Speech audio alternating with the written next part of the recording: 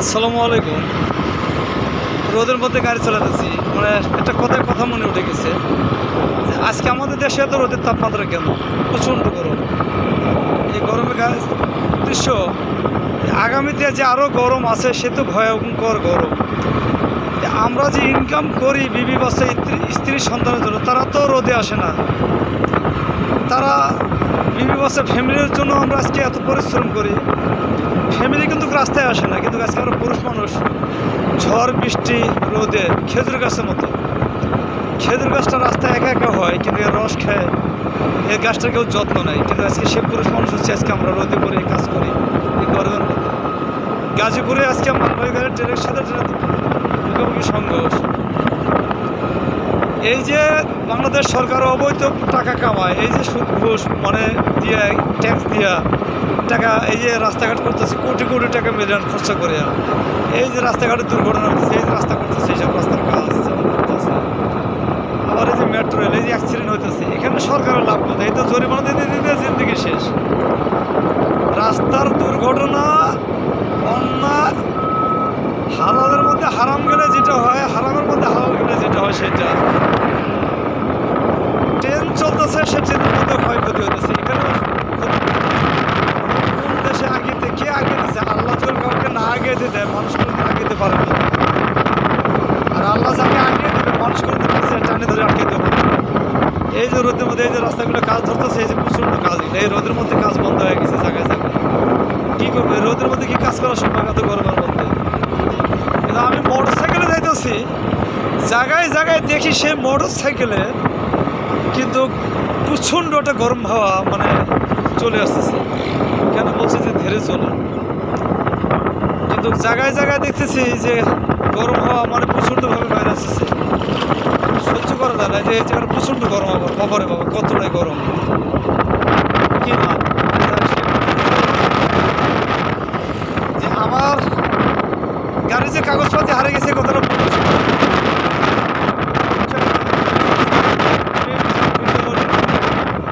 পরে যে কাজ এটা বছর উপর বছর চলে যাবে। আমরা দেখা যাচ্ছে যে কাজ শেষ হওয়ার আগে মনে করি আমাদের দেশ শেষ হয়, দুনিয়া শেষ হয়, এই অবস্থা। বাংলাদেশে এমন একটা জেলা নাই। আমি নওগাঁ থেকে ঢাকা রোডে ঢুকছি, এখন সিরাজগঞ্জে আছি, বগুড়া ছিলাম, সিরাজগঞ্জের থেকে এখন বগুড়া থেকে সিরাজগঞ্জে চলে এসেছি। কিন্তু রাস্তা প্রচণ্ড, সব জায়গায় কাজ শুরু হয়েছে, না দেখানো বলতে কথা বলা যাবে না। আপনারা যারা দেখেননি তারা কিছু বলতে পারবেন না, যারা দেখছেন তারা বলতে পারবেন যে আজকে আমাদের দেশ উন্নতির দিকে যাচ্ছে। আসলে কি দেশ উন্নতির দিকে যাচ্ছে না ধ্বংসের দিকে যাইতেছে, সেটা কিন্তু আপনারা বুঝতেছেন না।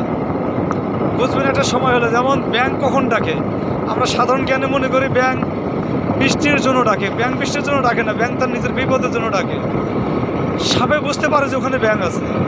কিন্তু আমাদের দেশ আজকে এগিয়ে যাচ্ছে না, দেশ ধ্বংসের পথে যাচ্ছে। এই যে প্রচণ্ড রোদের তাপ, কোনো মানুষ এই রোদের কাছ থেকে আসে না। একসময় এরকম যুগ আসবে আমাদের দেশে যে মানুষের মধ্যে কেউ কাজ করবে না, কিন্তু হারাম পয়সা উপার্জন করবে তো দূরের কথা, মানে রাস্তা বন্ধ হয়ে যাবে, কাজ করার মতো সুযোগ থাকবে না, হালাল কাজ করার রাস্তা থাকবে না, বন্ধ হয়ে যাবে। তখন মানুষ আরও হারামের দিকে বেশি বেশি চলে যাবে। কারণ এখন একটা কামলার মজুরি 1000 টাকা, কিন্তু কামলা জিজ্ঞাসা করলাম এক জায়গায় 700 টাকা 600 টাকা দেবে, 800 টাকা 1000 টাকা দেবে সে কামলার মজুরি। রোদে উনি বলতেছে যে ভাই রোদে যা কাজ করা সম্ভব, 1000 টাকা সে রোদে যা কাজ করা সম্ভব না।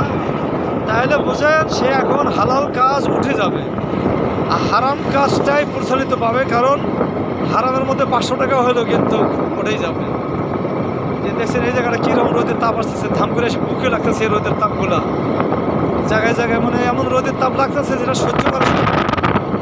কিন্তু মোটর সাইকেলে যাইতেছে, কিন্তু হাওয়া বাতাস লাগতেছে শরীরে, এই অবস্থা। ঠিক আছে ভাই, ইনশাল্লাহ অনেক কথা বলেছি, কথা বলেছি, বহুত কথা বলে ফেলে দিছি। এদিকে কিছু কিছু জায়গায় ধান কাটামারি শুরু হয়ে গেছে, আবার কিছু কিছু জায়গায় ধান বের হয় নেই, কোনো বৃষ্টির আনাগোনা নেই। আবার শোনা গেছে কিছু কিছু জায়গায় দেখা গেছে যে বৃষ্টি ফোঁটা দিয়ে ফোঁটা পানি পড়েছে জায়গায় জায়গায়।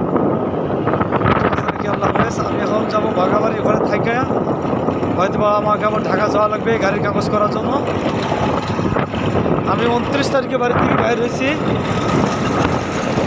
29 তারিখে বাড়ি থেকে বাইরে হয়েছি, কিন্তু কি পর্যন্ত আমি আমার কাজের গন্তব্য স্থানে পৌঁছতে পারি নাই। দৌড়ের উপরে আছি, আরও কতক্ষণ দৌড়া লাগবে জানি না।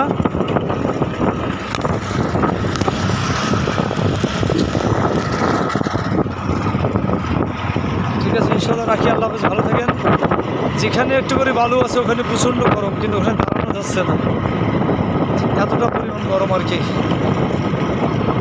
সেই গরমে জায়গা গরম বাইরে সে আর গরমের চালায়।